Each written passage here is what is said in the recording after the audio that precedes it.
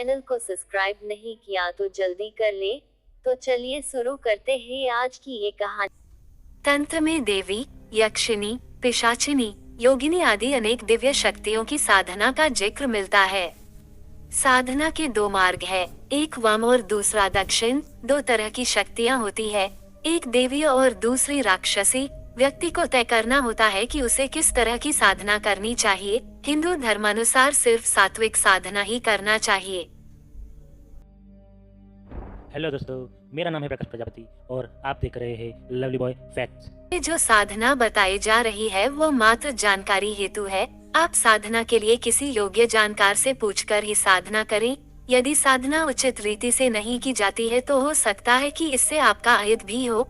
हम नहीं जानते हैं कि सही क्या है। यदि आप देवताओं की साधना करने की तरह किसी यक्ष या यक्षिनियों की साधना करते हैं तो ये भी देवताओं की तरह प्रसन्न होकर आपको उचित मार्गदर्शन या फल देते हैं।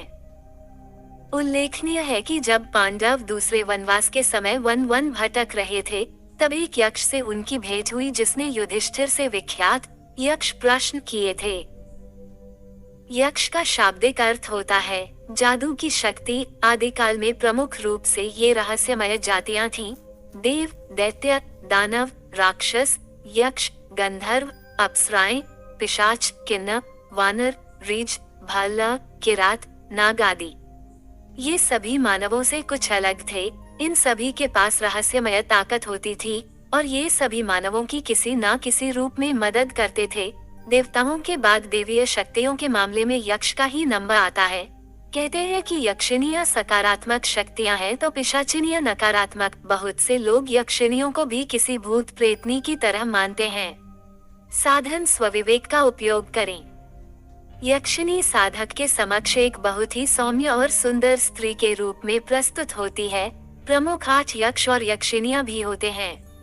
ये 8 यक्षिनियों ने नाम है: 1 सुर सुंदरी, 2 मनोहारिणी, 3 कनकावती, 4 कामेश्वरी, 5 रति प्रिया, 6 पद्मिनी, 7 नटी और 8 अनुरागिनी। यहाँ प्रस्तुत है अनुरागिनी यक्षिनी के बारे में सामान्य जानकारी। अनुरागिनी यक्षिनी, ये यक्षिनी यदि साधक पर प्रसन्न हो जाए तो वो उसे नित्य धन, मान, यश आदि से परिपूर्ण तृप्त कर देती है। अनुरागिनी यक्षिनी शुभ्रवर्णा है और यह साधक की इच्छा होने पर उसके साथ रास उल्लास भी करती है। इस यक्षिनी को सिद्ध करने का मंत्र: ओम ह्रीं अनुरागिनी आगच्छ स्वाहा। साधना की तैयारी। तारांकन ये साधना घर में नहीं किसी एकांत स्थान पर करना होती है जहाँ कोई विघ्न न डाले। उक्त साधना नित्य रात्रि में की जाती है। तारांकन साधना के पहले उक्त यक्षिनी का चित्र साधना स्थल पर लगा दें। साधना काल में किसी भी प्रकार की अनुभूति हो तो उसे किसी को बताना नहीं चाहिए। तारांकन हवन और पूजा की संपूर्ण सामग्री एकत्रित कर लें। साधन स्थल पर पर्याप्त भोजन, पानी और अन्य प्रकार की दैनिक जरूरत की व्यवस्था करके रखें ताकि साधन छोड़कर कहीं जाना न पड़े। साधना की विधि: भोजपत्र पर लाल चंदन से अनार की कलम द्वारा किसी शुभ मुहूर्त में उस उक्त यक्षिनी का नाम लिखकर उसे आसन पर प्रतिष्ठित करने का उचित रीति से आह्वान करके उनकी पूजा करें। उसके बाद उपरोक्त मंत्र का जप आरंभ करें। कम से कम 10,000 और ज्यादा से ज्यादा 1,00,000 तक का जप का संकल्प लेकर ही जप करें।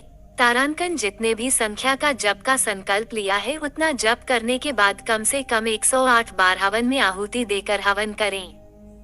जप और हवन समाप्त होने के बाद वहीं सो जाएं। ये साधना की संक्षिप्त विधि है। किसी जानकार से पूछकर ही साधना प्रारंभ करें।